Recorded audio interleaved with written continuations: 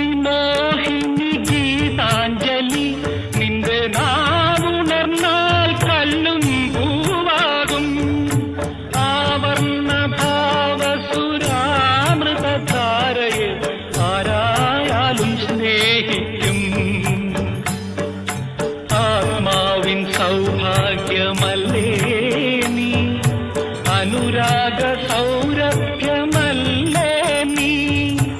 അനുരാഗ സൗരഭ്യമല്ലേ നീ സ്വർണ്ണഗോപുര നർത്തകീ ശില്പം